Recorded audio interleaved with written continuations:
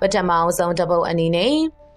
ဒေါအောင်ဆန်းစုကြည်လက်ချိုးလို့ကုသမှုခံနေရကြောင်းသတင်းတွေထွက်နေတဲ့အကြောင်းတင်ဆက်ပေးပါမယ်။စကိုင်းငလင်လောက်ခတ်မှုမှာနေပြည်တော်အနှံ့ထိခိုက်ခဲ့ပြီးနေပြည်တော်အတွင်းရှိဝန်ထမ်းအင်အားနဲ့အထမ်းမြင့်အဆောင်များအပါအဝင်ထိခိုက်ပျက်စီးခဲ့ပြီးသေဆုံးသူ489ယောက်ရှိကြောင်းသိရပါတယ်။အဆိုပါသေဆုံးမှုမှာအတွင်းဝင်အဆင့်နဲ့ညွှန်မှုအဆင့်များပါဝင်ပြီးတာမန်ဝန်ထမ်းများလည်းထိခိုက်မှုရှိပြီးဝန်ထမ်းမိသားစုတချို့လည်းသေဆုံးခဲ့ပါတယ်။နေပြည်တော်မှာထိန်းသိမ်းခံထားတဲ့ပြည်သူ့အစိုးရရဲ့နိုင်ငံတော်တိုင်ပင်ခံလည်းဖြစ်နိုင်ငံခြားဝန်ကြီးလည်းဖြစ်သူနိုဘယ်ငြိမ်းချမ်းရေးဆုရှင်ဖြစ်သူဒေါအောင်ဆန်းစုကြည်ကိုတီးသန့်နေအိမ်နှစ်ထပ်ဆောင်တစ်ခုကိုပြောင်းရွှေ့ထားခဲ့ပါတယ်။စကားစာမှာထိုင်းနိုင်ငံဒုတိယဝန်ကြီးချုပ်နဲ့ဒေါအောင်ဆန်းစုကြည်တို့ကိုနေပြည်တော်အကျဉ်းထောင်မှာတွေ့ဆုံခဲ့ခြင်းမဟုတ်ပဲနေပြည်တော်အတွင်းရှိတီးခြားနှစ်ထပ်ဆောင်မှာတွေ့ခဲ့ပြီးနောက်အဆိုပါနေအိမ်မှာဒေါအောင်ဆန်းစုကြည်နဲ့တွေ့ဆုံခဲ့တဲ့နေရာဖြစ်ပါတယ်။အဆိုပါနေရာကဝန်ကြီးများနေထိုင်တဲ့အင်အားဝန်းကျင်ဖြစ်ပြီးအခုစကားစာပြန်ကြားရေးဆိုင်ရာတာဝန်ထမ်းဆောင်နေတဲ့ဗိုလ်ချုပ်စောမင်းထွန်းအသစ်3ထပ်တိုင်းဆောက်ထားတဲ့ရက်ကွက်ဖြစ်ပါတယ်။မလ28ရက်နေ့မှာစကိုင်းငလင်လောက်ခတ်တဲ့ကာလမှာဒေါအောင်ဆန်းစုကြည်က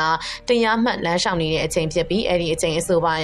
အိမ်ရဲ့ပထမမြည်ညီတက်မြေတဲကိုထက်ဝက်ကျော်နှင့်ဝင်ခဲ့ပြီးဒေါအောင်ဆန်းစုကြည်နေထိုင်တဲ့ဒုတိယတက်ပြိုကျရာမှာထိခိုက်ပျက်စီးခဲ့ပြီးဘယ်ဘက်လက်တစ်ဖက်လက်ဖြန့်ရိုးကျိုးခဲ့ကြောင်းမြန်မာအမေရိကန်သတင်းဌာနမှစုံစမ်းသိရှိရပါတယ်။ဒီလိုနဲ့စကားစားမှာနိုင်ငံတော်ရဲ့တိုင်ပင်ခံပုဂ္ဂိုလ်ဒေါအောင်ဆန်းစုကြည်ကိုစေကူတမှုပေးထားတဲ့သတင်းအမှောင်ချခြင်းဖြစ်ကြောင်းသိရပါတယ်။မလ28ရက်နေ့မြန်မာစံတော်ချိန်12:52မိနစ်မှ12:55မိနစ်မှာလှုပ်ခတ်ခဲ့တဲ့စကိုင်းငလင်ကလူဦးရေ3တန်းခန့်ထိခိုက်ခံရပြီးစကားစားအုပ်ချုပ်တဲ့နေပြည်တော်အဆောက်အုံလုံးပေါင်း2015လုံးပျက်စီးခဲ့တဲ့